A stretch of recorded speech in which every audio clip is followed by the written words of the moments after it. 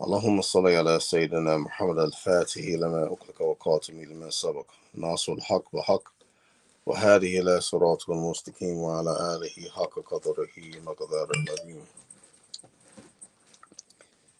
بسم الله الرحمن الرحيم. صلى الله على سيدنا محمد وعلى آله وصحبه وسلم تسليما. الحمد لله رب العالمين. أفضل الصلاة وتم تسليما على سيدنا محمد وعلى آله وصحبه أجمعين. ورضي الله تعالى عن آل السادات التابعين وعلماء آمنين وأئمة أربعين مجتهدين مقلديهم إلا يوم الدين. أما بعد. الحمد لله رب العالمين. Welcome to another The Soullutionz podcast, presenting a discussion on establishing a Muslim family in modern times, hosted by I'm one of your hosts, Imam Muhammad Abdullah Ameen, also hosted by Amir, Khalil, Abdullahi, and Imam Malik and brother Saleh, Abdul Mujeeb. Alhamdulillah Rabbil Alameen. This podcast, this topic on building and establishing a Muslim family in modern times.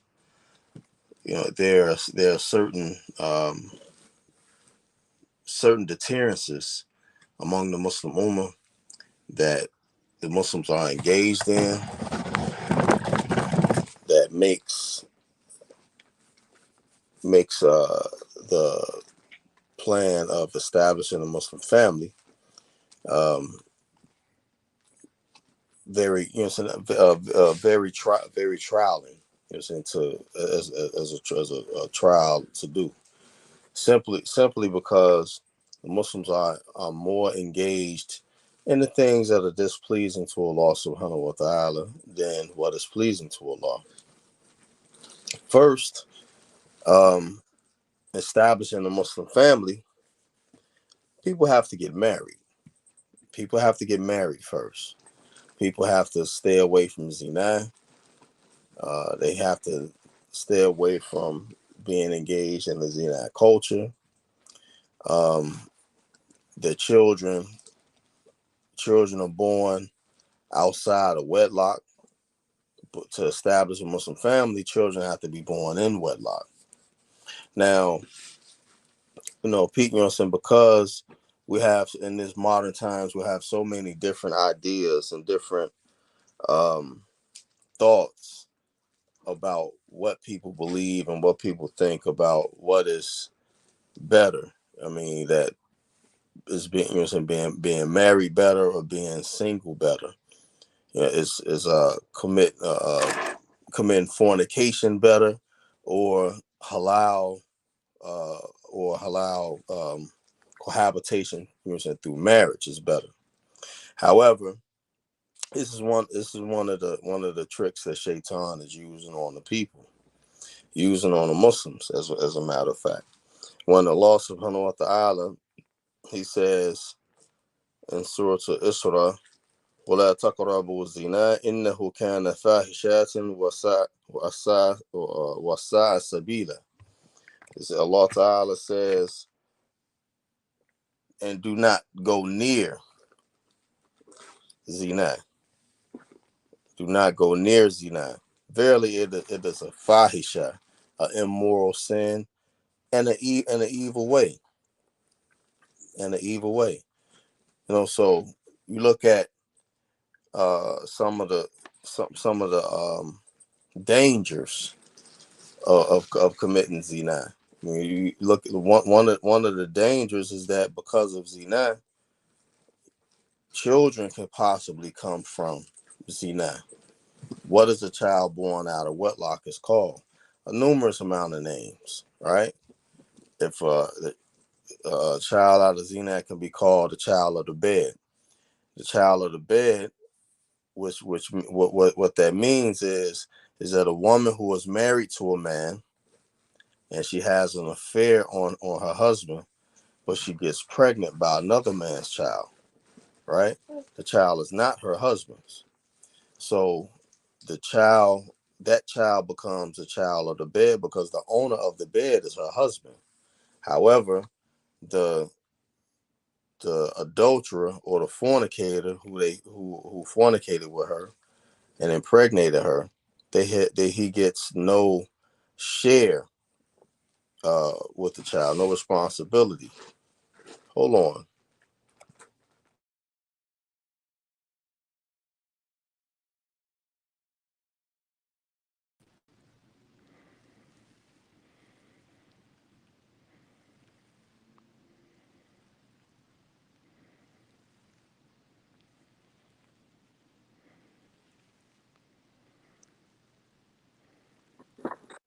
He gets no share uh, in the child. The child does not inherit from him. He has no say so, right? Because this child is born as a child of the bed. Now, a child born out of wedlock are two people, either they're married or never been married, right? And they cohabit with each other, they fornicate, and they beget a child, right? This child is a child born out of wedlock because neither of the two people are married to each other, and neither one of them has either been married or they're married at the current time. The person who has been married before and they commit adultery, it's adultery whether they're still married or they've been married before. And the person who's been married before, whether they're married at the time or not, the hard punishment for the person who commits adultery still applies to them. Right? It still applies to them. So what are the dangers of this practice? The dangers of this practice is that it becomes a psychological effect on a child, a spiritual effect on a child, uh, um, a possible possibly the child not having certainty of who parents are. One, his lineage is cut off. He doesn't have a lineage. He only has his mother's lineage. He has no fathers. He don't have a father's lineage because he's either a child of the bed or he's a child of Zinat. Allah subhanahu wa ta'ala told Iblis, Abdullah minhu, to take share in the wealth of the children of Adam and their offspring, so the children of Adam. So how does Satan take share in the offsprings of the children of Adam? He takes share in the offsprings of the children of Adam by illicit fahisha, by immoral sex, right? By the fahisha, you know what I'm saying, immoral sins, immoral, what's in regards to this case, zina. Now, there's six uh, types of effects of fornication. All right, there's three effects of fornication in this world, and there's three effects in the hereafter. The three effects in this world is that the face of the fornicator loses nur. The nur of Iman, the light of Iman, is removed from his face. The second is that the second in this life is that he falls or she falls into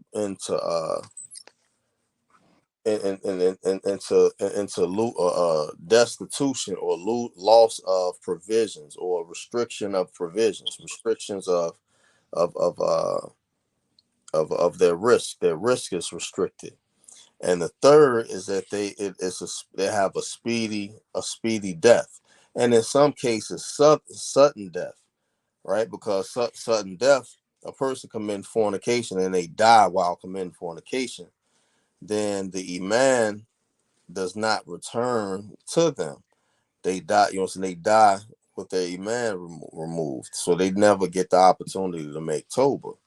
That's the third in this life, and there's three. There's three for in the next life. The three in the next life is the punishment, the punishment of the hereafter. He is labeled he or she is qualified or liable to receive the anger from Allah subhanahu wa ta'ala. Can't And hear you. you can't hear me? Can you hear me? Yeah, I can hear you. Wa alaikum salam wa rahmatullahi wa barakatuh. All right, so and then um and then his reckoning and his severe and his abode is is the hellfire forever. Inshallah. If Allah Ta'ala chooses not to forgive the servant. However, Allah Ta'ala can still choose to forgive the servant as well. Allah Ta'ala does whatever he wants, whatever he wills. However, um, as a result, this action, it negates building a strong family. Now,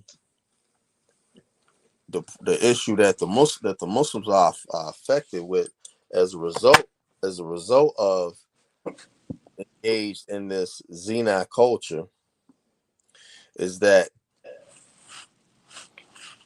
okay, alhamdulillah, as a result of this Zina culture is that many Muslims have children out of wedlock, right?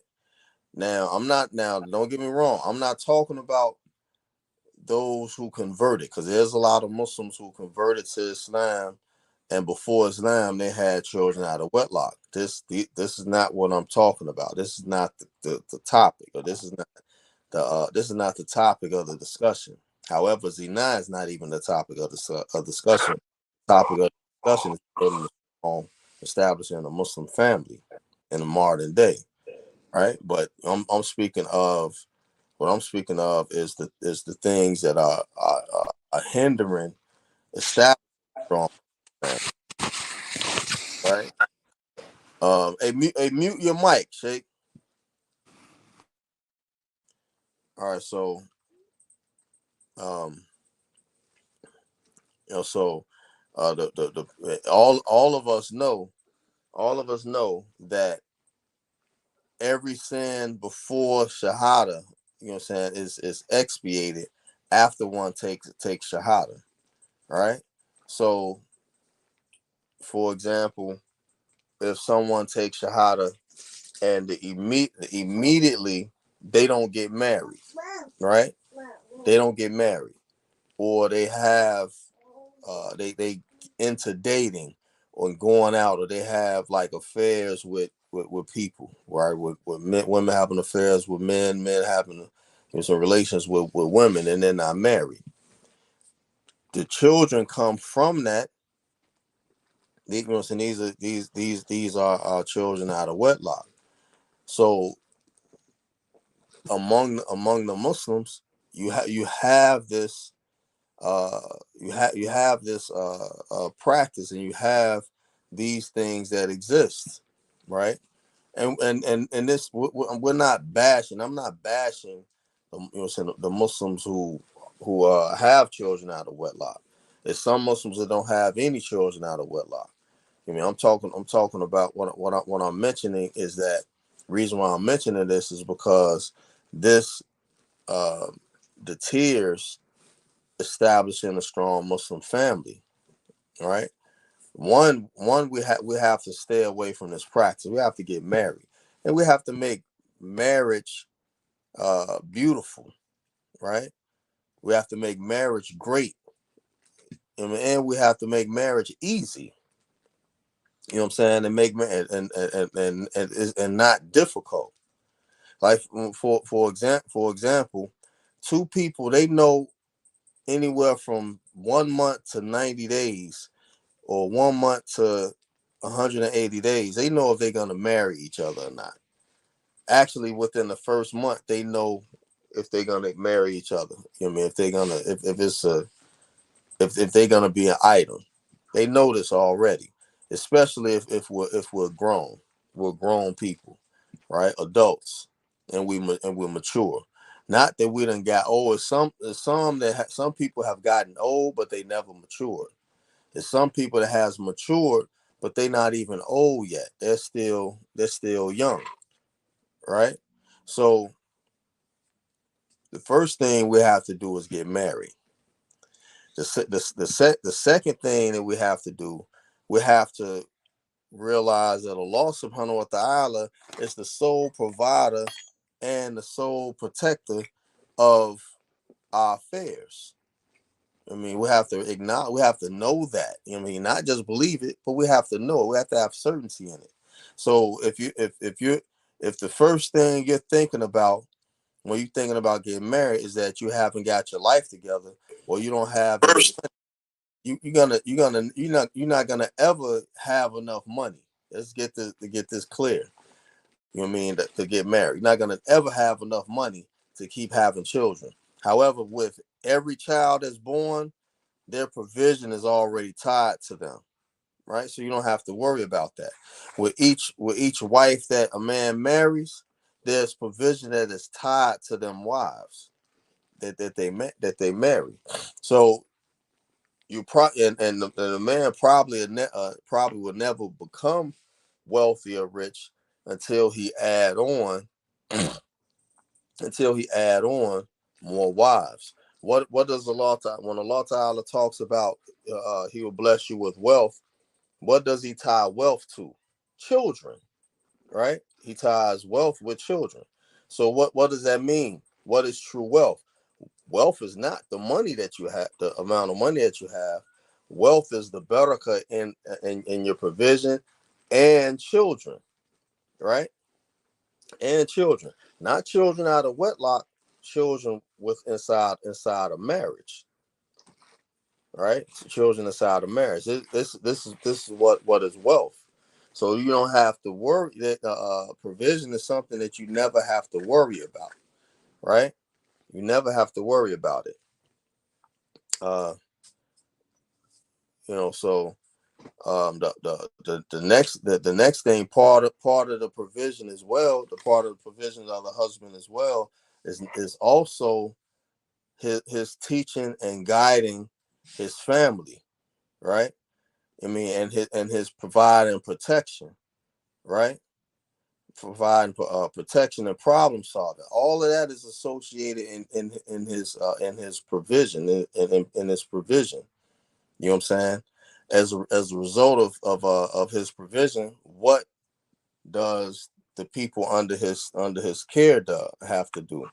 They have to obey the Amir of the household. They have to obey the Imam of the family. They have to obey him, right? The same ayat in the Quran where Allah subhanahu wa ta'ala talks about the men are the maintainers and protectors of women. Part of the being maintainers and protectors of women is that the men have to be obeyed. You know what I'm saying? The men have to be obeyed. I mean, the men have to micromanage the woman's the woman's time, toll, threat, and trouble, right? All of that is part of the vetting process. You know what I'm saying? When you know what I'm saying, when a man, when a part of the husband's protection is protecting the wife from her trouble, from her chaos, from when she provide chaos in her nature. Protect her from that.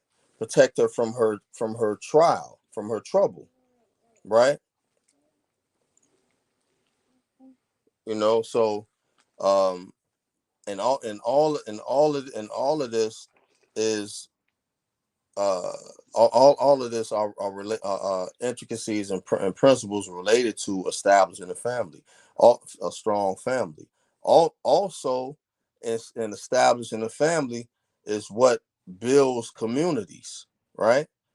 Builds a Jama'at.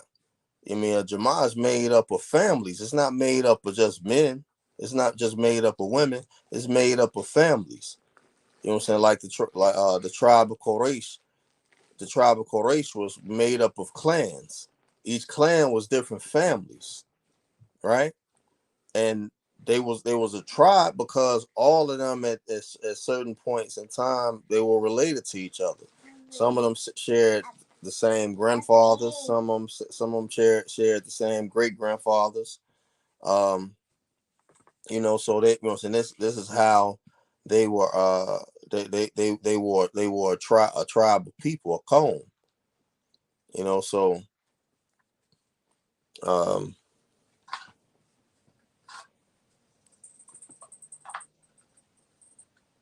so that's what I wanted to uh present. The first uh topic, present the topic and address this in the topic, and we're gonna get back, uh double back to it. So so I'm gonna pass the mic to anyone who either Amir, Khalil, or Abdul Mujeeb. Either one of y'all want to chime in.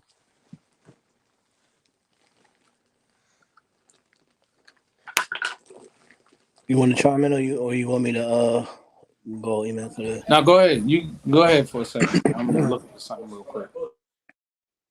Alhamdulillah wa salatu wa salamu ala Sayyidina Muhammadin wa ala alihi wa sahbihi ajma'in.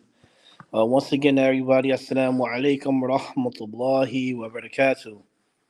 Um, One, I want to thank Imam Abu Muhammad for his examples and breaking down what the topic is today. And he's right. If we think about it, go back to the narration of the Prophet Sallallahu Alaihi Wasallam when he speaks about the benefits of having children in Islam. And one of the benefits also, just elaborate more on it, is that when we pass, right? When we pass, our children will offer dua for us. Will offer dua for us. And this is something we need during the time in the Barzakh, and we gotta, keep this in mind. So it's very important in raising our children in Islam, creating an Islamic family. And when I'm, not just a Muslim family, right? Because a Muslim family is a family who acknowledge their belief system, right? And we see that so often nowadays that we have, kids with the name Ahmed, kids with the name, Jabril, and Mujeeb, but the children are indulging in so many other activities that you can't even identify them as being Muslims, right? And such as with us too, right? We indulge in so many activities that we indulge in, street activities, the drugs, the drinking, the gambling, the thugging, the gangsterism. We indulge in so much of that activity that we don't even. The only thing that we do know is that we believe in we're Muslim, and we don't eat pork, and we may fast during the month of Ramadan. But creating Muslim families, right? Families, Islamic families, is going to uphold the rights of every Muslims and try to change society as well, right? Because it applies to everybody. When we think about the hadith about changing things, right? When the Prophet ﷺ said, if you see something, you should change it with your hands. If you can't change it with your hands, you change it with your tongue. You can't change it with your tongue, you hate it in your heart. And that's the weakest of Imam. It's the weakest of faith, right? So when we think about these type of things, right? When we think about this is an obligation for every Muslim. It's a fardu kifaya. It is a community thing, right? And creating Islamic families build communities. It's build communities. And then it allow us to practice, of knowing whom and what this person is capable of and who they are, right? Look at the issues that we are having now. For the sisters that's watching, I'm gonna play devil's advocate with the sisters watching that. It's to the point where if a sister wants to get married, she doesn't know anything about this brother. Don't know what masjid he attends, where he go, if he prays. It's like we're rolling the dice and trying to figure out what's really going on. But when we build these type of communities, when we, as the brother said, Jama'at, right? When we build these type of communities, we are able to know, okay, this is brother Abdullah's son. This is brother Mujeeb's daughter, right? Brother Mujeeb, we know him for being an upright person, right? And he teaches his children Deen, and brother Abdullah, his son, memorize Quran, right? They are very, we know the families. They grew up with each other. They know each other, right?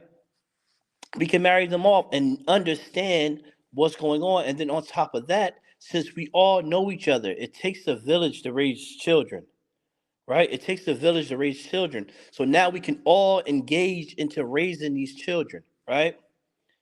And then we have to, along with that, not in the society that we have, the hypersexuality of these kids, that we should start sitting back and thinking about marrying our children off on younger ages than what the common thing is, right?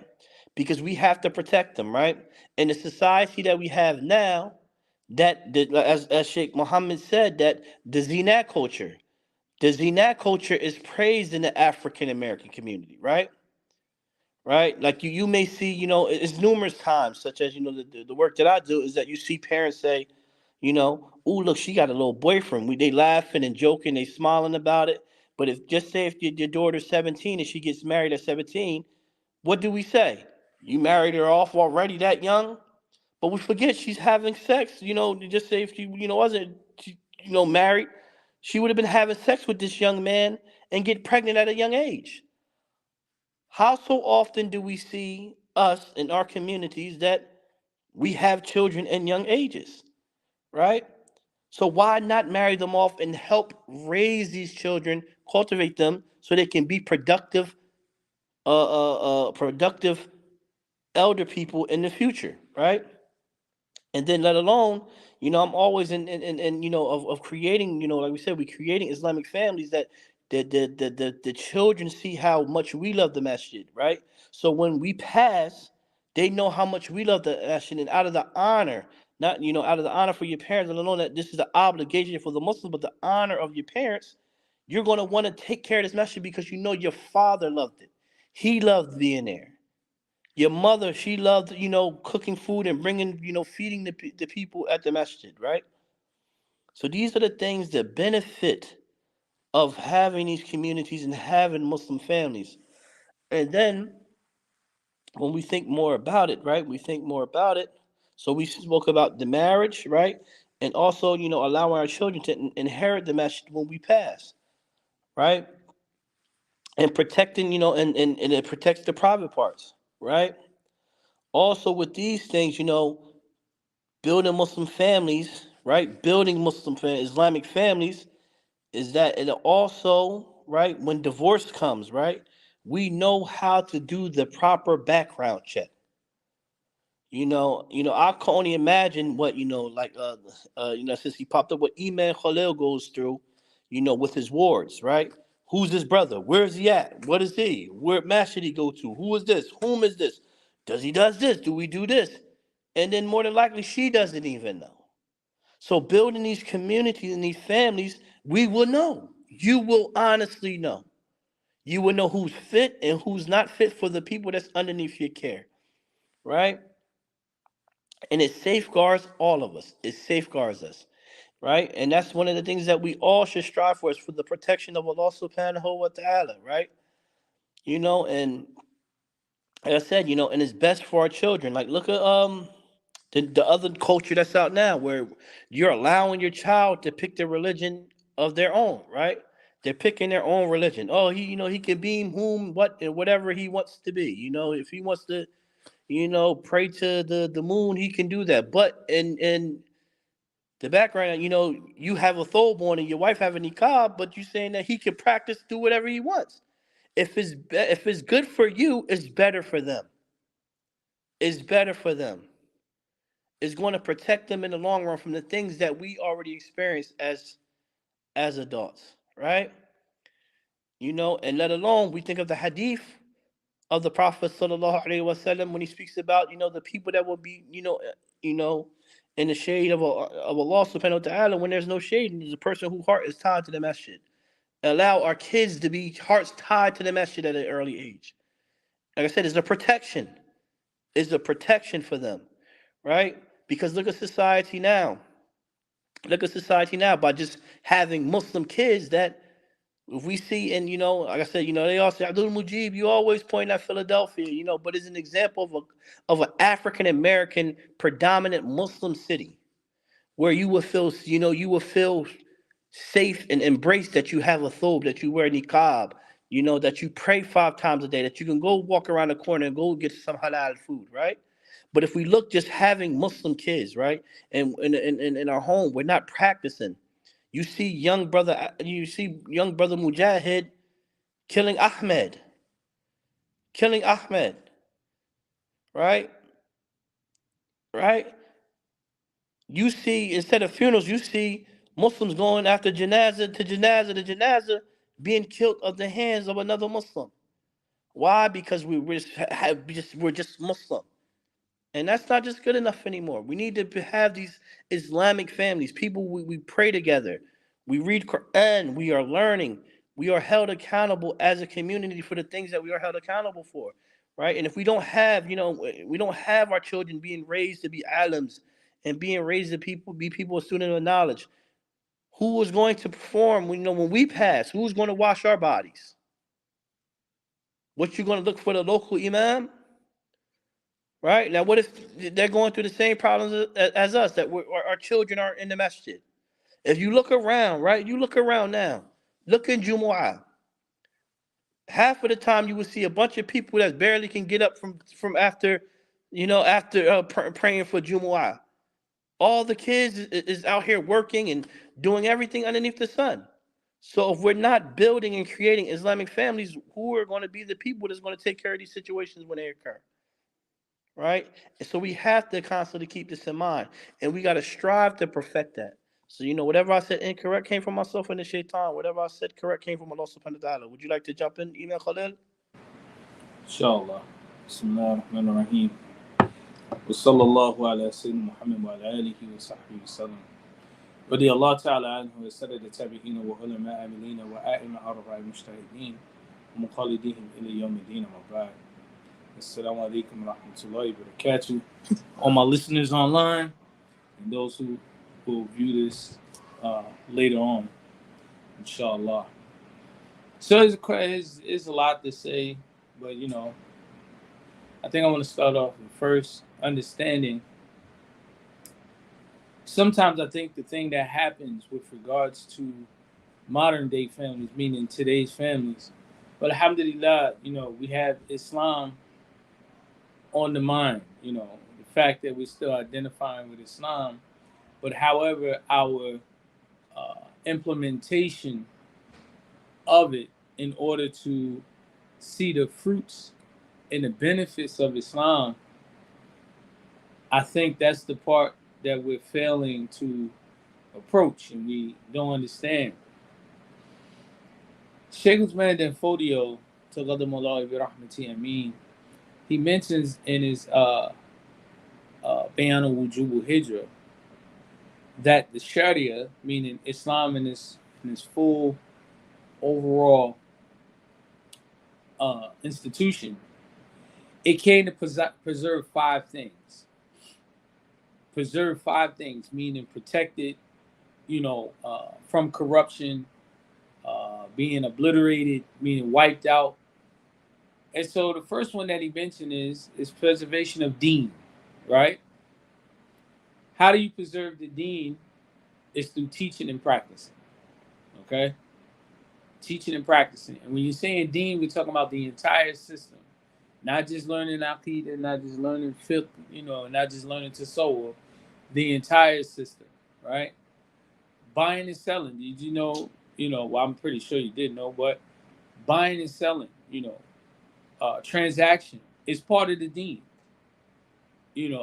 so that has to be preserved as well, because you have what is known as the transaction, the buyu', and what is the opposite. Like you have iman, the opposite of iman is kufr. So you have transaction, the opposite of transaction is riba, right? You have to learn these, you have to learn these things in order to preserve the deen. You have to learn those things that are halal, those things that are haram. You have to learn, what makes the practice valid, invalid, right? And so on and so forth. The second thing is the preservation of the nafs, the soul. A person it's illegal for a person to unjustifiably, without any justification, kill a person. You cannot take a life, right? Preservation of soul. It's also haram to kill yourself, right? These things, and Allah Ta'ala sanction these things and make it a sin to practice, because ultimately we're trying to avoid the fire and we're trying to get to paradise. The third thing is preservation of your wealth, your money, right? You know, your money is to be protected from theft, right?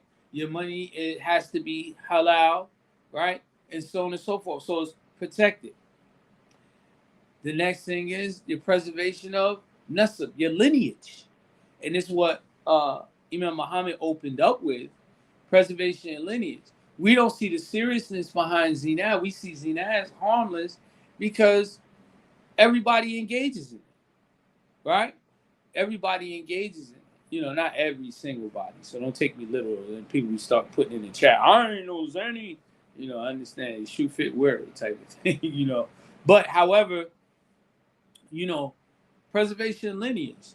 The child that's born out of wedlock does not rightfully inherit the name of the father. The name of the father is important. Think about it. Our whole system as we know it today is based and centered around the zina culture. It's a broken system. Most children don't bear their father's name at all, right? They have their mother's name. And sometimes even the hospital court system upholds that as well, right? How do they do it? They don't come out and tell you outright that your child is illegitimate. What they do is they don't add the father's name to the birth certificate. And then when they do, he has to take a paternity test. Now, can you imagine that, right? Now, Islam, there's a form of divorce where you denounce the child's paternity, you know, the child being related to you, and nullifies the divorce. They're never married again, and the father has no, you know, the man that denounced the child has no right ever whatsoever to that child again. However, today's time, we get upset. We want to find ways of verbally hurting someone, the verbal assault, what I call it. You'll even question the legitimacy of your own children. You be like, how I know that ain't my kid? You be like, what? Hold on, right? So these are the type of things that come out of zina, a protection of lineage. There's certain rules in play, you know. And what are some of the things that hangs over? You know, I think Imam Muhammad mentioned it. The child doesn't inherit wealth from the father's side, right? Rightfully so. You were to go to the Qadi and you would tell them their situation, they wouldn't be able to inherit, right? That doesn't mean the father who had this child. Now, this is the under movement, the undercurrent movement that the Negroes created along with this, is that as if, you know, they don't have any type of responsibility to the child whatsoever. So basically, the woman is out here just struggling with the child alone, and that man is running free. Absolutely not. Allah Ta'ala does not support injustice. All injustice will be punished, right? So that's the other thing. Oftentimes when we tell that story, we kind of like tell the story like, you know, hey, you know, just had a child, ain't mine though, you know, because we wasn't married. It doesn't work like that. Even the hadith that the people go back and forth, if you go back and examine the actual narration, they were trying to establish who was responsible for the child. Not like, yo, but that ain't my kid. No, they were actually trying to claim the child, right? Because the mother of the child was a servant. It wasn't because they was committing zina. It was a servant. And both men had cohabitated. And they were trying to figure out who was responsible for that actual child. You see? So this is what this was established on. So preservation of lineage. Preservation of lineage is something that's important. It used to be a major thing in the Black Muslim community, right? Where you see marriage was something that was strategic. You used to see it even early on in Islam. You want to strengthen the ties of the community, you begin to intermarry. So that makes you blood, and you thick like family. So, we done open up the floodgates, like I said, once again, to that Zina culture. And so then what happens is you start to break the system down. Then you have the fiasco and the circus that you have going on today. Men and women denying the paternity. Oh, it ain't your child anyway. It's Bobby Joe child. You know what? And so on and so forth. These type of games that are played behind that type of thing, right? Or you only want the child, and want to have, a two-parent or a father involved enough to, to test paternity in order to pay child support as a stream of income. Because sometimes, children are seen as a cash cow too, you know. So, but however the case is, preservation of lineage. He also said preservation of the intellect, right? Now, what do you mean by preservation of the intellect?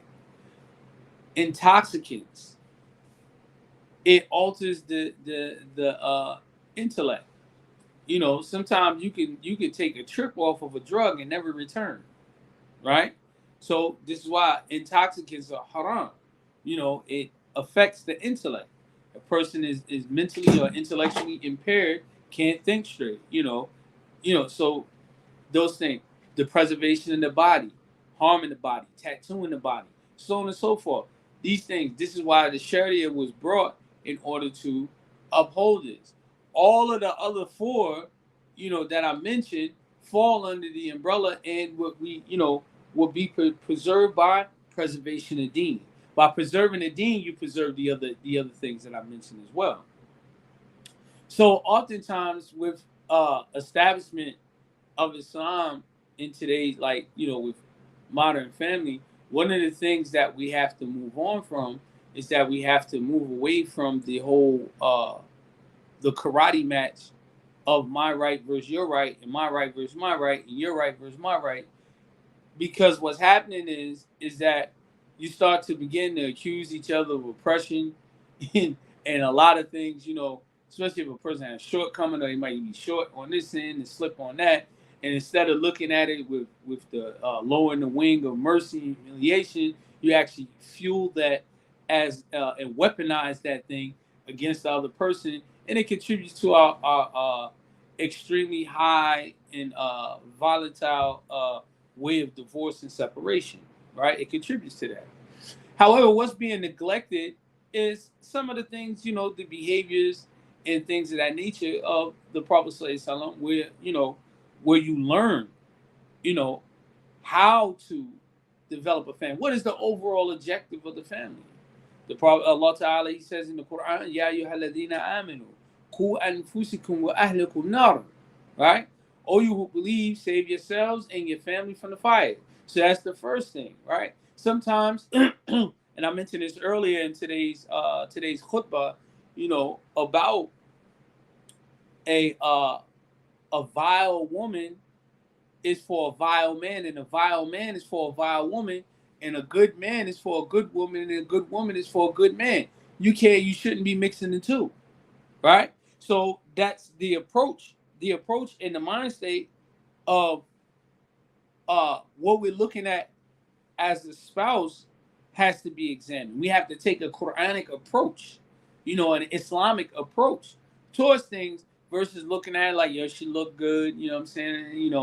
I like how, I like how he got a nice car, or so on and so forth. The Prophet ﷺ, in every hadith where he talks about what the man's married for, what the woman's married for, he always speaks of prosperity being in lies in marrying for deen, right? However, that's often ignored. So you already beginning the affair with the destruction. And sometimes when we get married, we don't really have the intention of establishing a family. Sometimes we make sure we marry somebody that don't want kids or can't have kids and so on and so forth. But the Prophet ﷺ, told us in narrations, it was, attributed to the Prophet ﷺ to marry fertile women, right? To marry pleasant women, to marry loving women, right? to marry generous women. These are the characteristics that are mentioned, in the type of spouse. Sometimes sometimes the people that we approach are the complete opposite. Now, this isn't a strike against people who can't have children, because that's just part of life, right? You even reach an age, your biological clock is set up the way you stop having children. But however, find, if you're looking as a male, if you're looking, you want to spread. And what the Prophet ﷺ saying in another narration, after mentioning about marrying women that are fertile and so on and so forth, what did he say? Make my ummah the most populous ummah on the Qiyamah, right? So he encouraged you to get married and have children.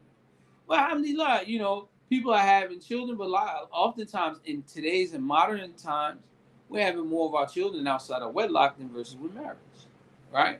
We're celebrating the birth of children that are born outside of wedlock. And I'm not saying that birth is a joyous thing, but however, what's more joyous of having birth, or birth and it's connected to righteous action, right? So from that point forward, then the next thing, once you have these children, once you have this wife, right? Education, you want to push her to do Amal Saleh, righteous action. This is how you get to paradise. You have to do things. Encourage them to learn, right?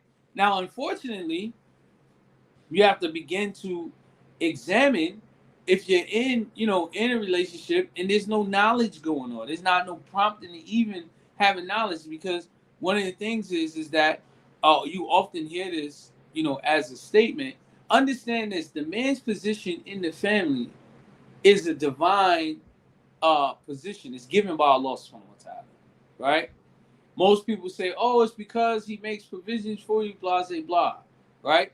Allah Ta'ala mentioned that as part of the description of his virtue, but Allah Ta'ala is the one who placed them in the position to be the one that's the head of the household, right? So a woman that is vying for that same position that her husband has, and I mention this because of one of the comments where it mentions about, do you think that feminism is a reason why the Muslim family structure is weak during this time period?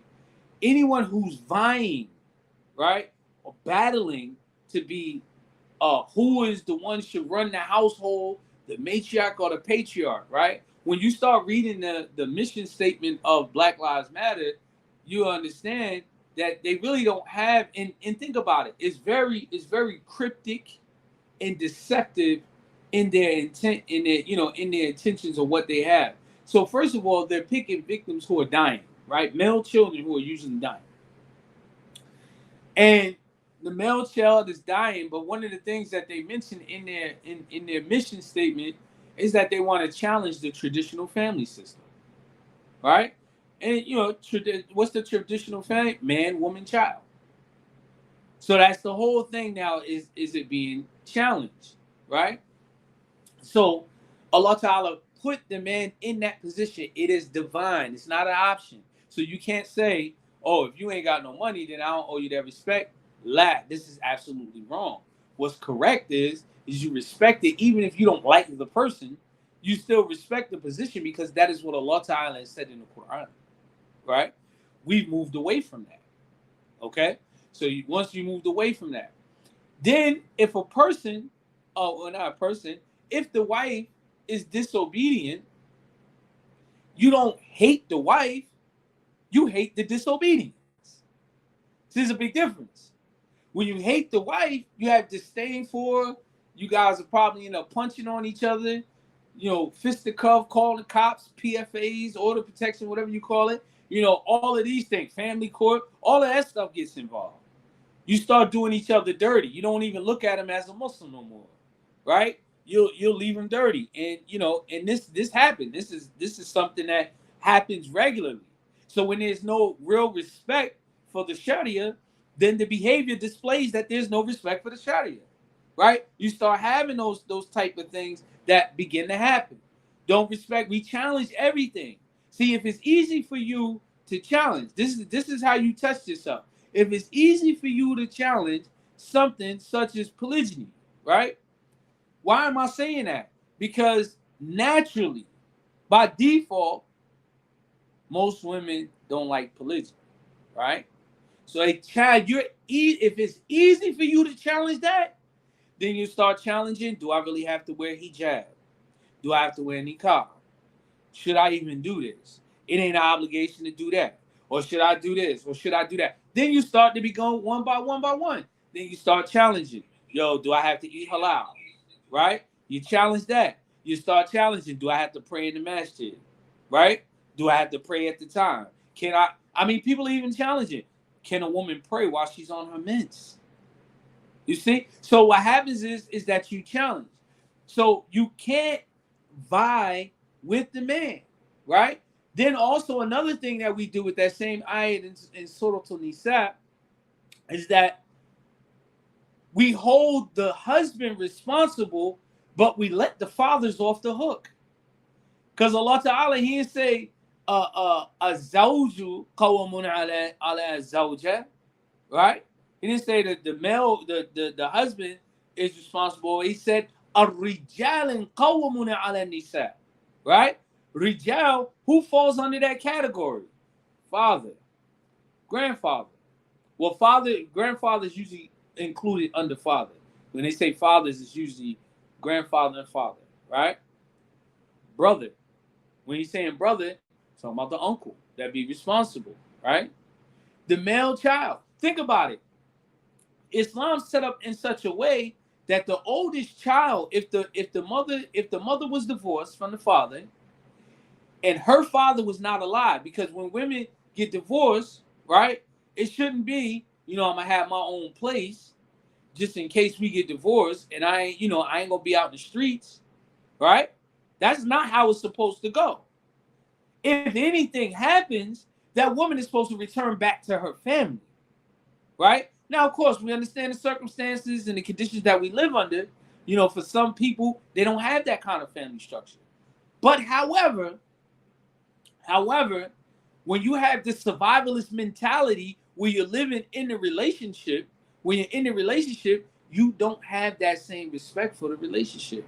Like a perfect example of that is if a person is broken, starving, they don't respect the law as they should, because the only thing they can think of is, how am I going to eat?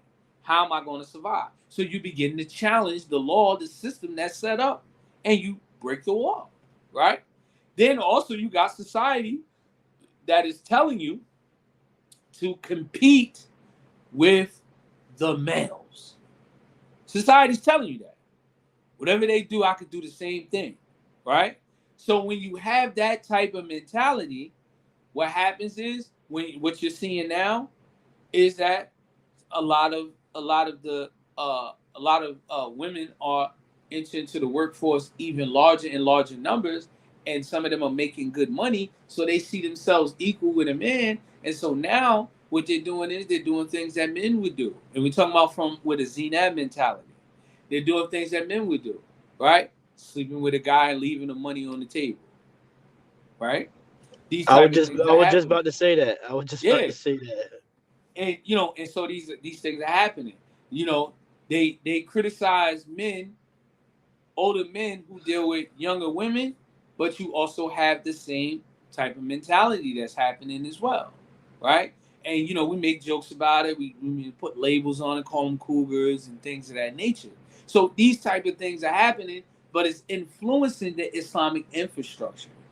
And so then what's happening is when you have more of the people with that type of mind state and they're mixing, right? You'll never be able to live out the ayat that Allah Ta'ala is talking about in Surah An-Nur, where Allah Ta'ala talks about the foul, vile women are for foul, vile men, right?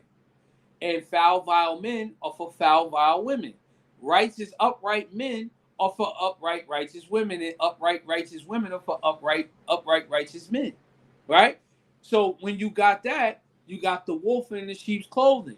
You destroying the entire infrastructure. The whole thing with the wakala, with the guardianship is broken down. Right? Naturally, if the man no longer exists, think about this as Black American Muslims. The same problem that you're facing, that the non-Muslims face, the same exact problem we face. Our men are dying. Our men are going to prison. Our men are becoming gay. So it leaves basically the woman to fend for herself, right? And it shouldn't be like so. But for some reason, we kind of like look at it like as if we're in a better predicament. No, we're in the same. You're in the same welfare line that they go in. You're in the same child custody lines that they're going in. You're having the same problems that they're having on trying to figure out who the father is. You're having the same problem that they're having on trying to even find a man. Right? So these type of things, and we got to look at things realistically. We can keep preaching pie in the sky, teach other, oh, the man is supposed to be like this and this is supposed to be like that. But if we don't look at things from what we're really working with right here, we're not going to establish anything except the same broken system. Right?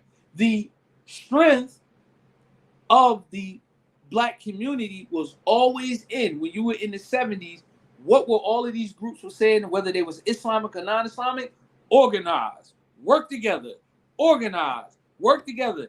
When people started taking Shahada, what were they saying? Jamaat, Jamaat, family, Jamaat, family. What is everybody saying now? I can't do this because it's just too much fitna. I don't really like dealing with sisters and brothers like that. So, I just stay to myself. I don't even go to the masjid. Our weakness is in our separation. Our strength is in our unity. We're not trying to find ways to develop solutions in order to kill the whole concept of separation. No, we're actually adding fuel to it. We're all struggling. We're all struggling. Matter of fact, I think all of us are probably, unless you like, Big Willie, but most of us is basically 1 month's rent away from being homeless. You know how it's about to be bad? Biden just signed a new policy. I forgot the name of it. I forgot the name of the policy, right? But in this policy, the President Biden, his biggest achievement in this was that in this small town, I forgot what his town is. I forgot the name of the town, right? He put in heated sidewalks for people that's going to be living on the street. If this ain't an indication that that things about to get bad, where the greatest achievement for the leader that's supposed to be the leaders of the free world, his greatest achievement is placing heated sidewalks for homeless people to lay down on, so they don't be cold in the winter months. And sidebar, Imam Khalil, I'm gonna let you rock out.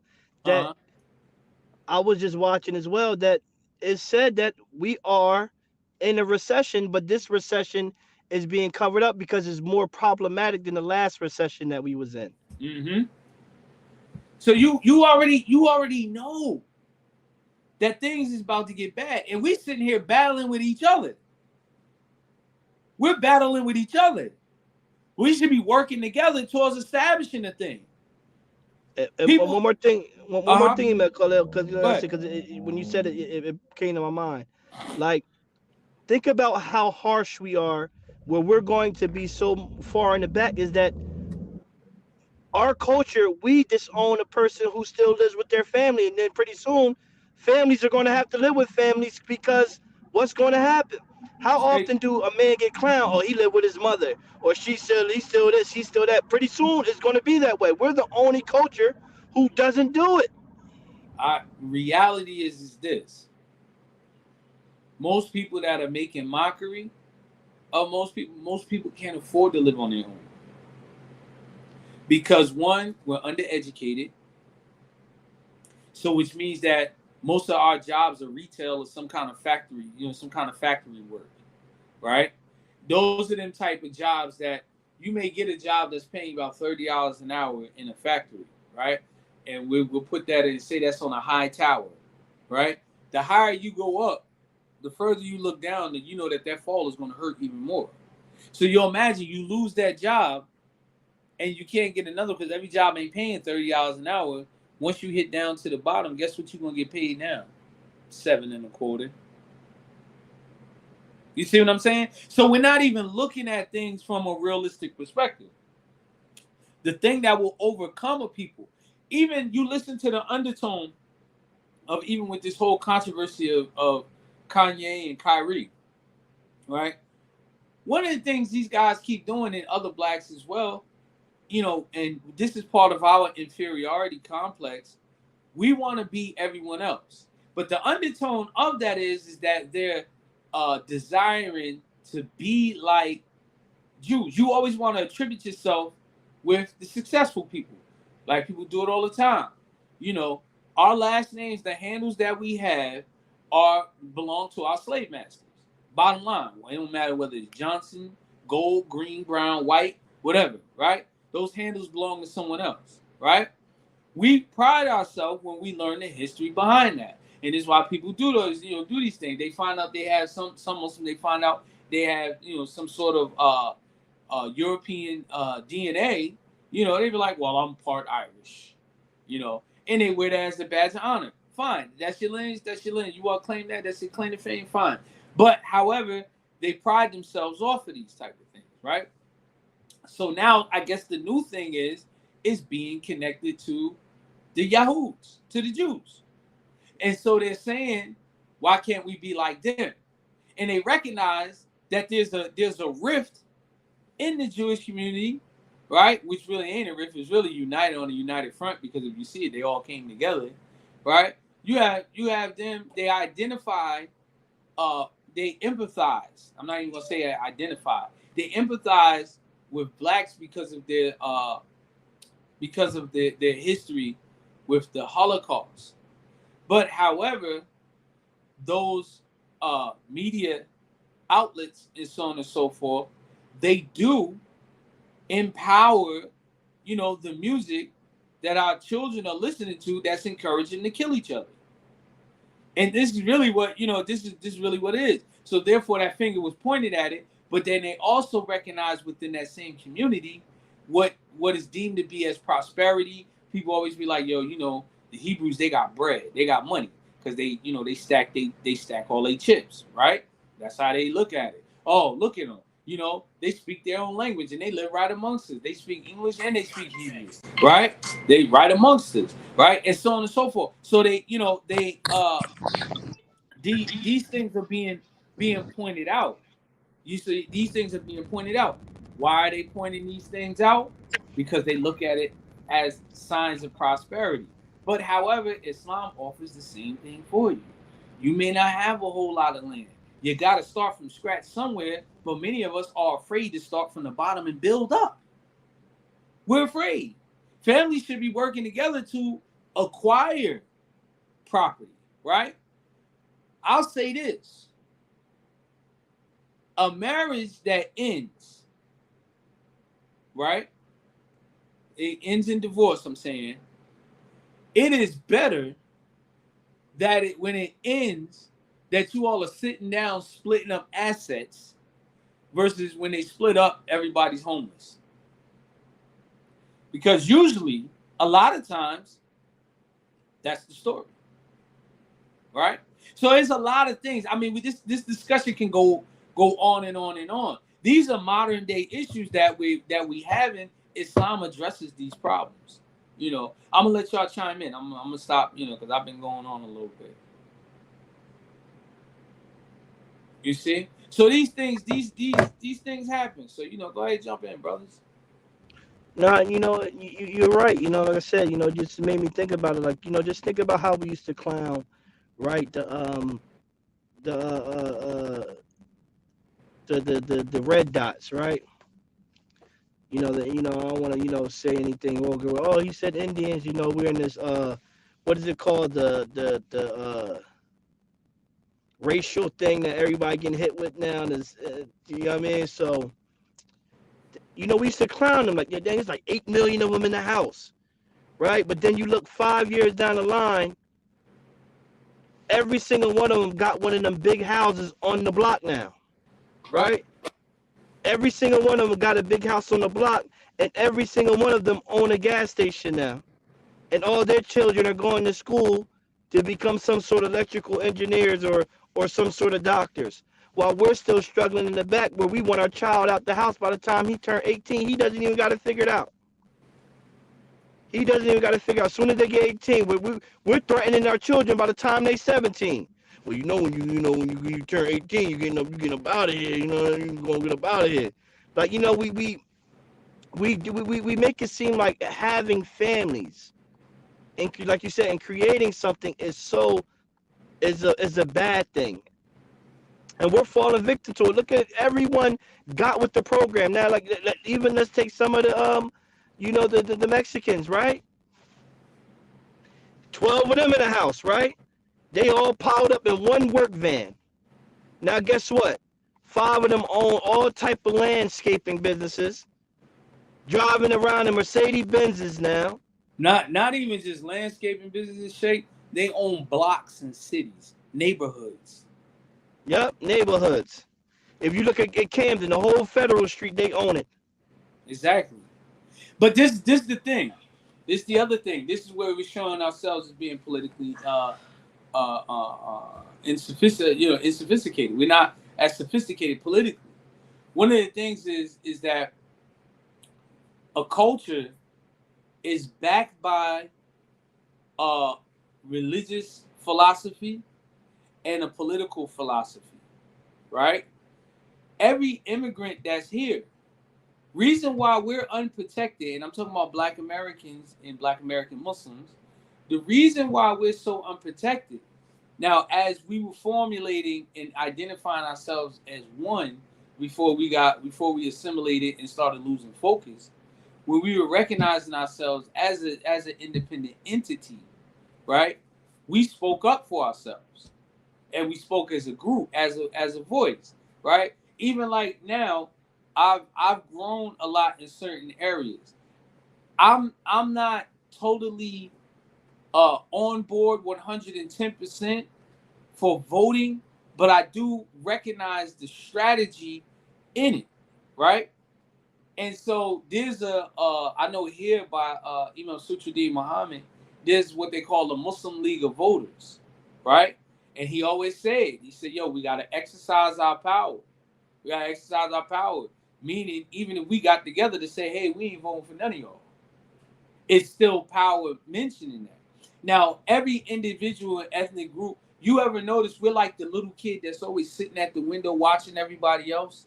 Because we're naturally inclined towards being pocket watchers. Black people are just groomed to be pocket watchers. We just grow up. If you play basketball, you got money, you be coming at LeBron James, man. You need to be giving us money, man. You got all that money. Yo, man, stop pocket watching, right? Money making Mitch. Money making Mitch. Exactly, right? So we're always watching everybody else. We judge our own, and this is the part of the reason why Black Americans are abandoning their own massages, their own musallas, because they're always looking at everybody else. They look at the chandeliers and the immigrant masjid, how they're having fundraisers to raise $10,000. We be having a bunch of brothers in the masjid that's barely making any money, and we expect them to come up with $10,000. Well, we want to play ball or sell drugs. We got to take a pick or be out here drilling, right? You take your pick. But however, we're constantly looking out the window and looking at everyone else like, why we ain't got this, right? One of the things is this that always puts us at a disadvantage. Instead of us looking at that and seeing that everyone else has it and use it as motivation to establish ourselves, we're always looking at it and we're whining and looking for somebody to give us something, right? The whole concept of do for self and all that joint went out the window. We undermined ourselves. Right? So that went out the window. Each and every group that comes to America, they have a president or association or whatever nationality they are. They got the Chinese Association. If you go back and do the history on that back in the day, they had one spokesman. He spoke to the rest of the people in that city, in that community, right? You ever notice one community that never gets gentrified in America is always Chinatowns? Never gets gentrified. But anywhere Black people live at, and we be sitting there, this is our community, and they'll move you out tomorrow because there's no ownership there, no land. Malcolm said it. He said, he said that. French Revolution. What was it over? Land. Who ever heard of a bloodless revolution, right? We've left all of that whole concept. So therefore, in the midst of leaving all that, so what's happening now? Our teenage children, our teenage male children are killing each other over rap music. That's what's happening. Our women are unprotected. Yeah, they're unprotected, right? Why? Because many of them are unmarried, don't have no male figures in their household, right? Women can fight a war out of necessity. It's not saying that a woman can't, they can't fight damsel in distress. But it's naturally for the male to do that. What you say, Shay? To give a sidebar to the gentrification joint of Chinatown. Like for I'm getting, for example, in Chicago, Chinatown was 22nd Street. Now the gentrification is not the neighborhood, but the expansion. They expand Chinatown from 22nd Street to 19th Street, going north, and from 22nd Street to 26th Street, going south, right? So what they doing, and then they expand it going west too. I mean, so that it's not just gentrification of the original neighborhood, Chinatown, but expansion. The same thing that they did with Washington Heights. The same thing that they did with the Washington Park areas. Same thing they did with Kenwood, where Barack Obama lived at. You know what I'm saying? Same thing they did with Hyde Park. All of these neighborhoods are historical neighborhoods in Chicago. I mean, so that, you know what I'm saying, that's what they doing. They already set up to where the gentrification is like by default. You know what I'm saying? I just wanted to put that side. Yeah, now. So, we having these things, these things are challenges to us. And we have to begin to make preparation. But every little thing that comes up splits us up. Every little thing that comes up is splitting us up. And we make chaos look good. If you watch any of these reels and TikTok videos and things like that, chaos is celebrated. Chaos is celebrated. Let me put a comment up there. We're constantly looking for approval and acceptance, and this is why we are taking other culture customs, such as feminism. We have the individualistic mentality. A lot of races will not accept African Americans in their communities, yet we are so welcoming to every race and culture within our communities, so they are able to build on our backs because we're the consumers. Absolutely, when you're the consumer, they'll befriend you in order to make money. You had the same issue in Medina. All of this stuff is all covered in syrup. All of this is all covered in syrup. So, we have to get on that thinking where we build solid families, because solid families build solid communities. Right? When you have, if you look at it, when you had during the time of the Prophet Saleh, people were recognized by their tribe. There's their tribe that they were associated with.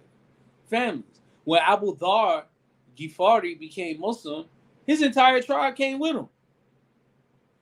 And their belief system, their deen, was a family value.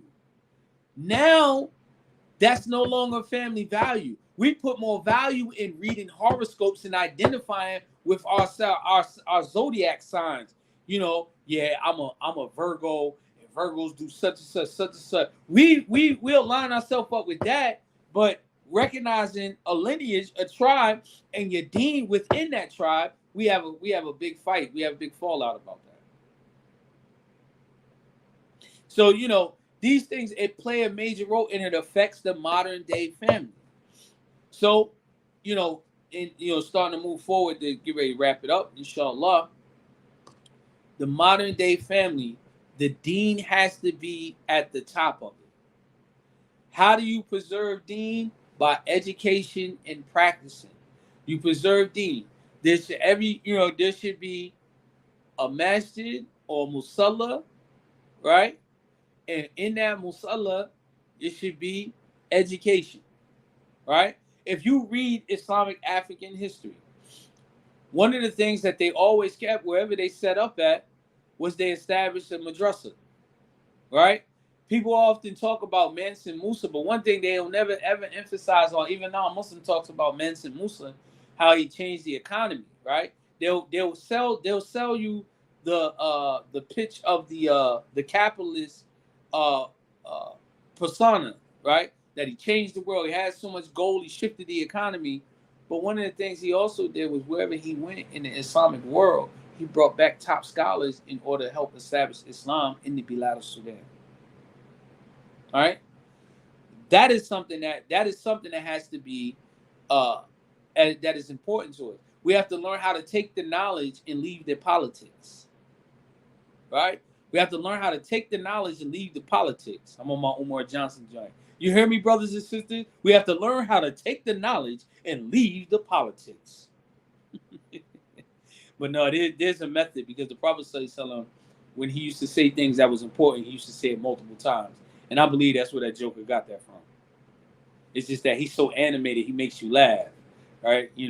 But no, but seriously, all seriousness, you have to preserve the deen. And we have to uphold what Allah Ta'ala places emphasis on in the Quran. Allah Ta'ala don't just tell you that zina is prohibited. He tells you la taqribu. Don't even go near it. La taqribu zina. Don't even go near it. That means don't be in the shaky butts, right? Don't be looking at naked women's pictures, right? Don't be, on what's that where they be selling feet at? They be selling more than feet on there. OnlyFans, right? All those things you can't even touch. You be like, yo, I ain't actually engaged in the actual action. La taqribu zina. Don't even go near it. Don't even open that door for it, right? It's either get married or don't, right? So, these things we have to begin to become a little bit more politically sophisticated. And if you're not the individual that's a think tank, then you need to align yourselves with somebody that has the greater interest of the Muslim community. Now, a lot of the so-called Islamic think tanks of today, a lot of them are shucking and jiving.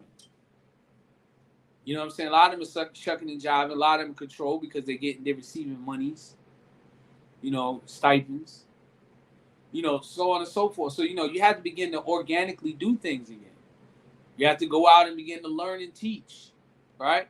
One thing, if you look at the Indo-Pak community, right? They practice Islam as a culture. When they come, the non-Muslims, when they think of halal, right?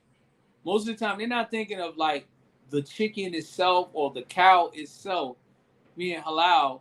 They think of halal being the chopped up chicken and the rice with the salad, right? Most non-Muslims, that's what they think. The chopped up chicken with the rice and the salad, right? So if they see you eating a burger, they be like, bro, I thought you only eat halal. Or they think of halal not being pork. Right, or not being pork. And truthfully, that's how it was sold back in the day during the nation of Kufr, right? But however, we know we're growing. We have the knowledge, right? With us. It's not enough to be alone with books and sitting by yourself. It's not enough. You have to interact with people. Social media is here to stay. It ain't going nowhere. So you interact with good people on social media, but you also have a group of people that you're connected to, in real time, real life, right? So these things are important. These are solutions. In marriage, we have to once again make things look bad. I was transporting a old head one time, and and I was that day I was just like, why me, and he was telling me his life story, and one of the things that he told me was that he was a foster kid. He never knew who his mother and father was, because he grew up in the South, right? And it was frowned upon. He was Christian, you know, and it's frowned upon uh, to be born out of wedlock, right? And so instead of him just being basically being raised, he was given off, you know, given off in for adoption. So people who knew his background, they would tease him, right? Call him the orphan kid, or they would call him a bastard, right? And he said, you know, I grew up angry. I just fought everybody, you know. And he started going into to the thing. But we have to move away from Zinat. We have to establish tradition in our family. Not only is wudu part of the deen, but it should also be like basically literally considered almost like your cultural practice. When you go to sleep at night, our children should be reciting along with their parents the three kuls. You know, kul huwallahu ahad, kul a'udhu bi rabbil falaq, kul a'udhu bi rabbin nas. At night before they go to sleep, you'll get protection from shaitan. A lot of our problems when we having all these nightmares and all these things is because we leave ourselves vulnerable because we break tradition. We don't like to adhere to tradition, right? We think, oh, we're being spooky, but you'll get up and read the horoscope every day. I don't know. I got to be careful, you know, because that stuff got Sufism in it. But you read the horoscope. You believe you're going to meet a man tomorrow because the horoscope told you. You believe you're going to get a bunch of money because the horoscope in the Daily News told you. Some people even go to the point of going and committing real life kufr, go and get their palms read. We got to adhere to tradition, to our deen. We have to stop all this. You know, I believe in the God. Man, call him Allah subhanahu wa ta'ala, because that's the name that he used in the Quran. Well, the non-Muslims is going to, they already know. Establish yourselves. Don't be afraid to be who you are. You Muslim, be that. A homosexual ain't afraid to be a homosexual. Why? Because they organize and establish themselves in the system. Meanwhile, we're still trying to figure it out and playing incognito. We don't know if we want to drink Zamzam or we want Casamigos. We don't know what we want. So this is the point, and this is where we gotten in this point. It is hurting us Islamically. Our children are barely Muslim. You have children with Muslim names, acknowledge themselves as Muslim, but the adhan is called, they'll sit right there and won't even pray. There's knowledge, you know, knowledge being transmitted. They be, yeah, mashallah, mashallah, in order to run right off. They out here drilling. Our youth is out here drilling. That's my contribution to the solution. We need to establish ourselves, inshallah. Y'all brothers, go ahead so we can close out, inshallah. Apologize. Alhamdulillah. No, you know you're right. You know, I said that earlier. You know that, you know, look at the janazah. You know, we're going to, instead of funeral to funeral, we're going to janazah to janazah to janazah, to the point where these young guys are drilling at the janazah. We're doing 1980s California nonsense. Yeah, we're gonna slide at the janazah. You know, and it's like, you know, what do we do? What do we do? So at first we got to start, you know, reflecting on ourselves, man. We got to start reflecting on ourselves as adults and allow it to, you know, trickle down to our kids, man, because let's be real, we're jacked up. I've seen more youth marriages right now working out than adult ones. You see these kids getting married at 17 years old, 24 years old, still together right now. Still together. We divorced as soon as after Imam Khalil leaves the toilet seat up. Oh well, he leaves the toilet seat up. He just reckless. I wanna call it. I wanna call it. Since the brother, you know, moved in with her, he sacrificed himself. She kicked him out just because of one little bad thing. So now he got to start all over. It's just is that we don't value. Like you said, we don't value families. I love you enough until you as long as you keep feeding my desires. You know, time to bring Mr. Petty Draws out, right? Time to bring Mr. Petty Draws out. Mr. Petty Draws sometimes be scrolling, and I love my brothers for the sake of Allah. I'll be looking, I'll be like, yo, this sister is with a stone cold turkey. You can look at his face and see the brother is 2 eggs short of an omelet and 1 shoestring away from 1 shoestring away from not having sneakers at all. You could tell, like, yo, when she married this brother, what do you think was gonna happen? The brother walking around here on a happy day looking like Mike Tyson in his prime. Face all crooked. Now even where they got the braid, he walking around. You got a niqab on. He got a poo shicey niqab on in the middle of summertime. It's just look crazy out here. Your husband got skinny jeans on and a poo shicey mask. And then we wonder why our marriages ain't working. Because we only marrying right now to feed our desires. And when it's not, when we got that, when we ate enough to our fullness, we don't want that relationship anymore. Off to the next one. With every single one of them, from the males to the females. What you was about to say, Abdullah? Go ahead. I see you pause. I see you on pause that. Hey, I was gonna say that most of the marriages also are ego driven. They're ego driven. I mean, because one, the ego, the ego driven is that you believe that you possess something, or you own something. We don't own each other. We don't belong to each other like that. I mean, we the other one is that, the cry about my rights this and my rights that. Anytime you have a marriage that's focused on the tit for tat, the rights of the husband, the rights of the wife, these two people not gonna be married very long. You know what I'm saying? These two people have gotten older, but they haven't matured, because marriage is not just about rights. Marriage is about building and love and patience and tolerance and forbearance.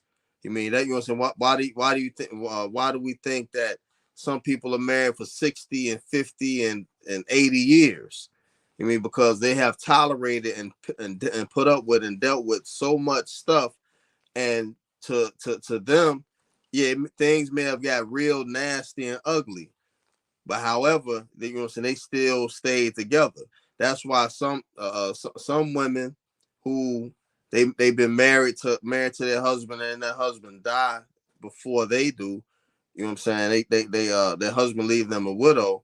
A lot of sisters who are widows, they use that as bragging rights. That's still ego driven. Because you're saying, okay, well, my husband, I was married to him till he died.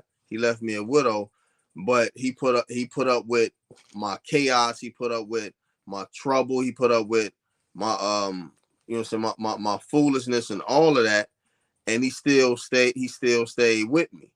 That doesn't make the woman better than the woman who asked for a divorce, and that doesn't make the woman better than the woman who just couldn't stay in the marriage with a man that refused to obey Allah and His messenger. You know what I'm saying? So the thing is that everything. Come on, what are you doing? So that's what I mean by. I mean, most of the marriages are ego driven. I got a question for both of y'all, right? Why? Right? Why that in a marriage, like I said, I did a nikah and it lasted only 3 days. One time, 3 days. Why are we so quick to divorce for the smallest things, right, in our culture? But you could tolerate being a boyfriend and a girlfriend, right? Just say a brother cheated, right? He did some infidelity, just some act of going outside of his marriage. She divorces him, right? ASAP. But he does it, right? He does it when they're boyfriend and girlfriend.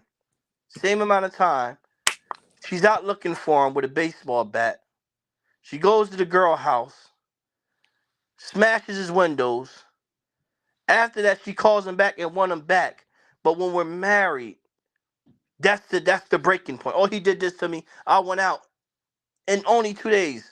Why is it like we tolerate so much as a girlfriend and a boyfriend, but as soon as marriage get involved, we're quick to throw in the towel? Could somebody answer that for me?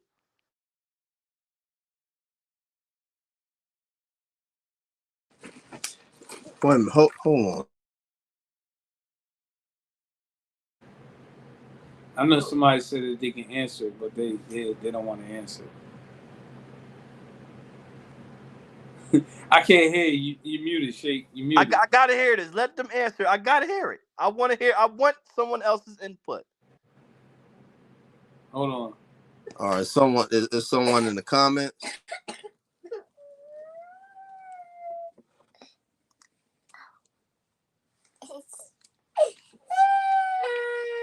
Hold on. I'm trying to motivate him right now. I keep muting the mic, but in a minute I'm about to leave the mic unmuted. Don't be scared to get him. You ain't got to show your face. You just be in the background. The Pips made money. The Pips made money just being in the background singing for Gladys Knight. Somebody put no accountability. Hold on a second. You ready?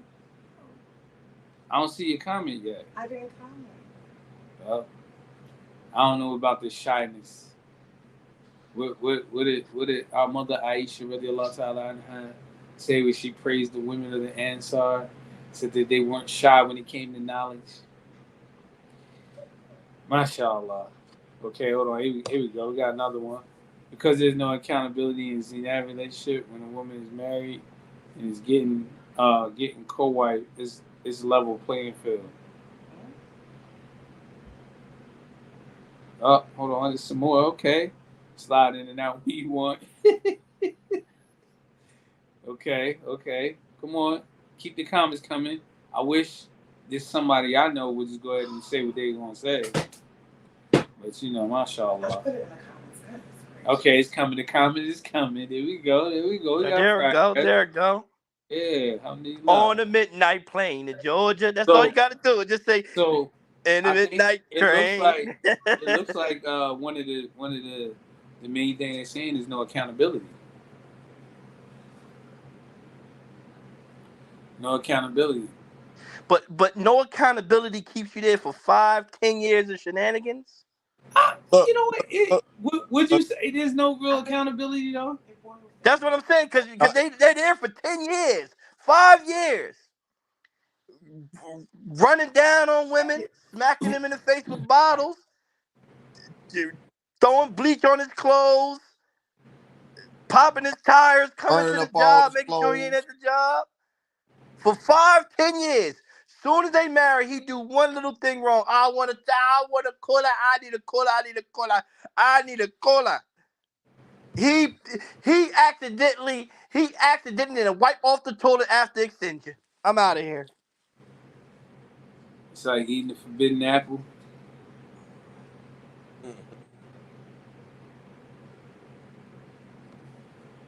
No, but the true answer to the question is that no accountability though. In reality, is that when the thing is the zina and living with each other in zina is not blessed. So Shaitan is not encouraging them to do good. You follow him? They don't see Shaitan in it. He done left them alone.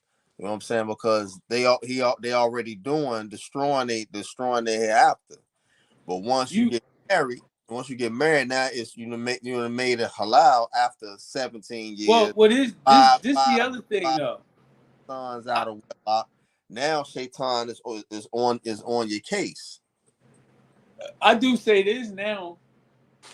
Adultery now is part of the Islamic culture now.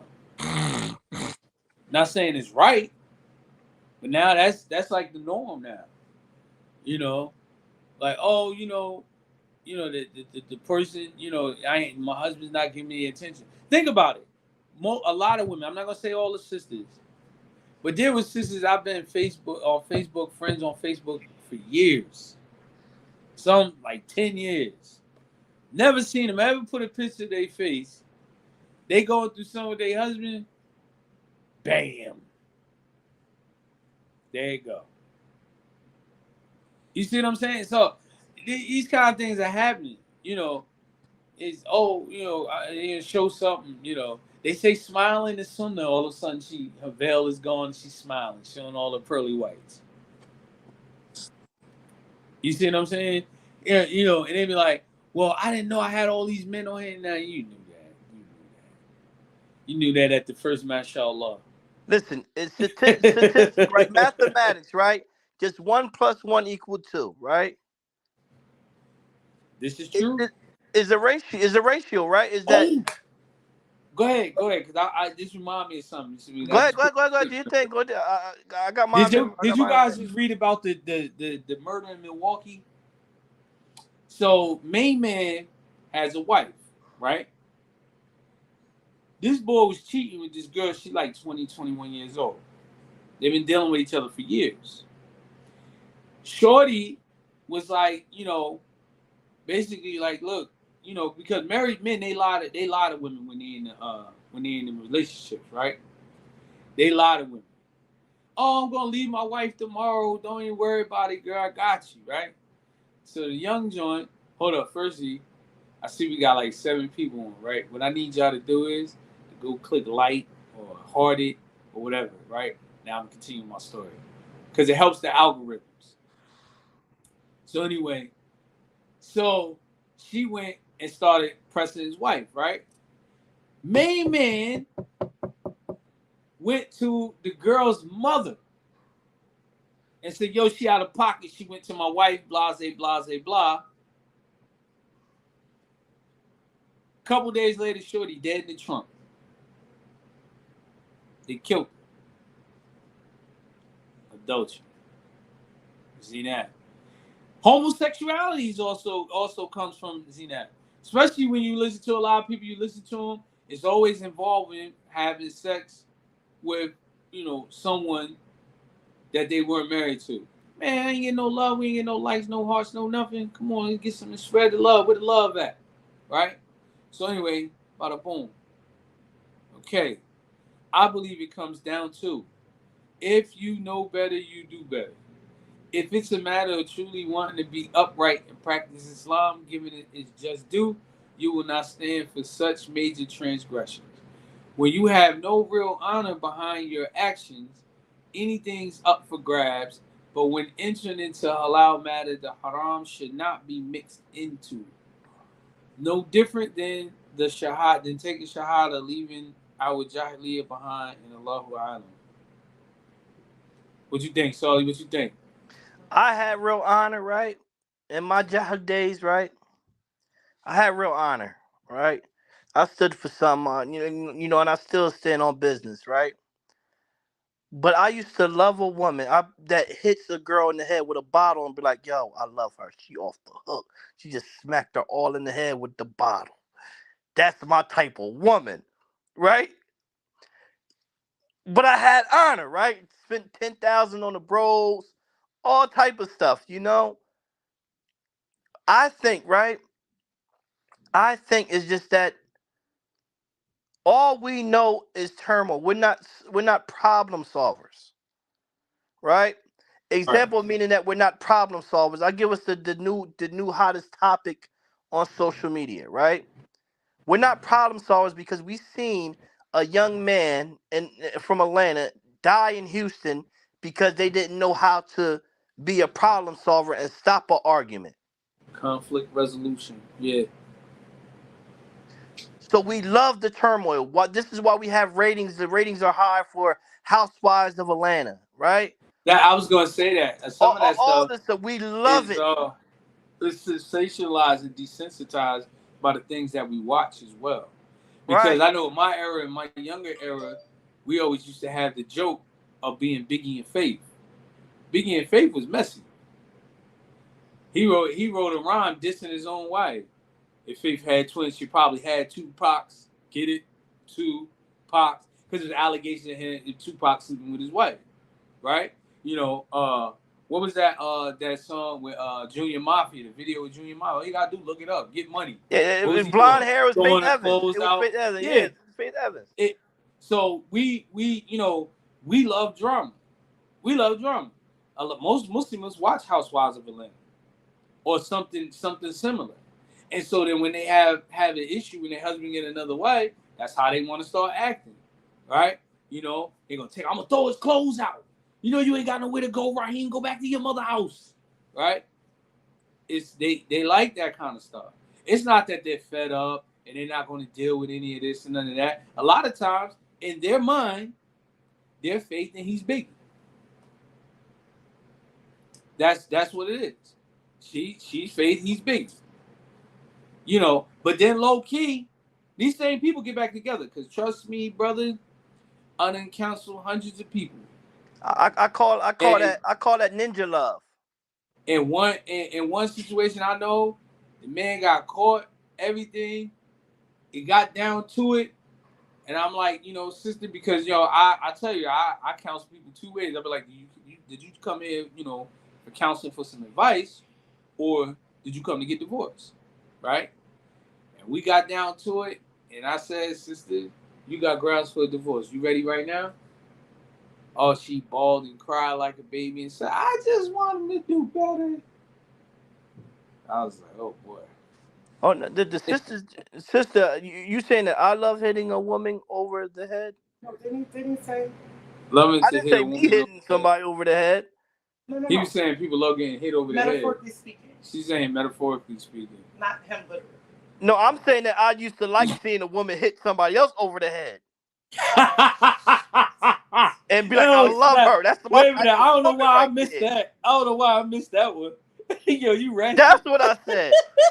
I stand on business.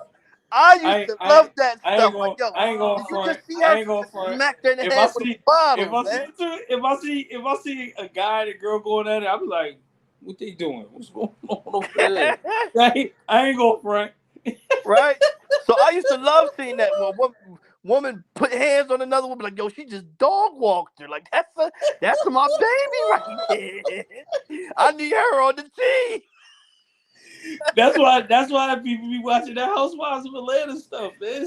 You know, I used to love them type of women. Right now, I'm like, yo, she tripping. But I used to love them shenanigans. I loved it. I'm too old for that stuff. I ain't got it in me no more. The righteous with the righteous. Right? I used to be like, yo, break it up. Break it up. You better stop. Everyone's have been laughing, but no, all jokes aside. Yo, I'm gonna tell you a wild story when we go to work though. Not right now. I'm gonna tell you when we go to work. So, but I see you at work. Abdul Mujeeb used to like the wet T-shirt mud wrestling. Mud wrestlers. You watch WWF women wrestling. Yeah, I used to love a woman get mad when somebody look at me. What you looking at? Don't be looking at her, babe. Calm down.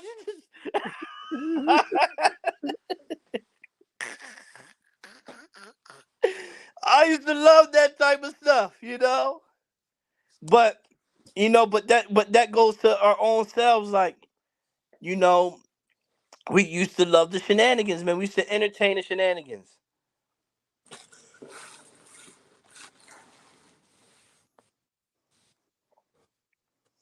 Oh, where did my Khalil go? He dipped off on us? No, I'm right here. We need to refer back to our pious predecessors. Absolutely. Hawa, Hajar, Asiya, Khadija, radiallahu ta'ala anhum. Now. Well, brothers, So y'all closing Soullutionz? Because Saleh, I know you got to be to work at 4 a.m., right? Yeah, I'm about to take it down. I'm about to sleep in the work clothes. Exactly. Hey, you ready? You fireman ready. Yeah. had his trophies waiting for him by the door. Exactly. There you go. But any little small 30-second Soullutionz, and then we could close out.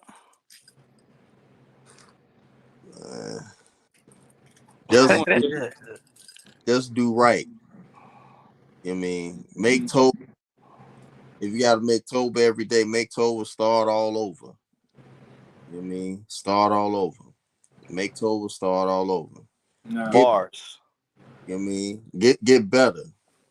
We getting older. We ain't getting younger. I mean, we don't know when our time is. No. You need to be asleep. We don't know when our time is coming. You know, we don't know if it's sudden. We don't know if Allah Ta'ala going to give us a little sign. We don't know anything. What we do know is that right now at the moment, we got the opportunity to change it. We need to take that opportunity. That's my closing remarks. Alhamdulillah. Saleh. Just do a lot of self-reflection, right? Do a lot of self-reflecting and as the brother said, offer a lot of Tawbah. Try to be better than what you was. Because we got to find out who we were to get to where we need to go, right?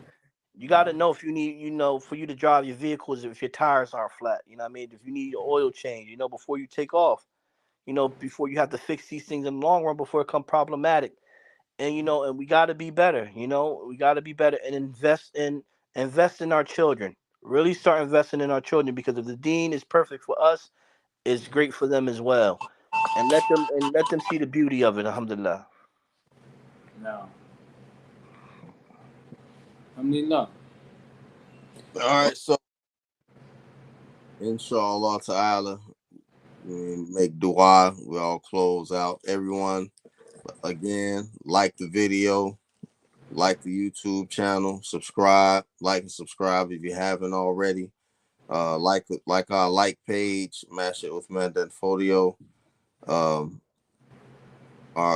Tajdeed Sunnah Institute, Mash It with Mandan Folio class group. Invite some people. Tell a friend to tell a friend. Yeah, that's right. Tell a friend, each one teach one, all of the nuances and stuff. اللهم صل على سيدنا محمد الفاتح لما أغلق والخاتم لما سبق الحق وهادي إلى صراطك المستقيم وعلى آله حق قدره مقداره العظيم. ربنا آتنا في الدنيا حسنة وفي الآخرة وقنا عذاب النار. ربنا لا تزغ قلوبنا بعد إذ هديتنا وهب لنا من لدنك رحمة إنك أنت الوهاب. ربنا ظلمنا أنفسنا وإن لم تغفر لنا وترحمنا لنكونن من الخاسرين. اللهم أهدنا فيمن هديت وعافنا فيمن عافيت وتولنا فيما توليت وبارك لنا فيمن أعطيت وقنا شر ما قضيت فإنك تقضي ولا يقضى عليك إنه لا يذل من وليت ولا يعز من عاديت. تبارك ربنا وتعالى نستغفرك ونتوب إليك. وصلى الله على النبي الكريم. اللهم اغفر لنا وللمؤمنين والمؤمنات والمسلمين والمسلمات. اللهم اغفر لنا وللمؤمنين والمؤمنات والمسلمين والمسلمات. اللهم صل على سيدنا محمد الفاتح لما أغلق والخاتم لما سبق ناصر الحق بالحق وهادي إلى صراطك المستقيم وعلى آله حق قدره مقدار العظيم. سبحانك اللهم وبحمدك أشهد أن لا إله إلا أنت أستغفرك وأتوب إليك. سبحان ربك رب العزة عما يصفون وسلام على المرسلين والحمد لله رب العالمين برحمتك يا أرحم الراحمين والصلاة والسلام على رسول الكريم آمين. Assalamu alaikum wa rahmatullahi wa barakatuh. Wa alaikum assalam. Everyone, have a blessed evening. And see y'all next week.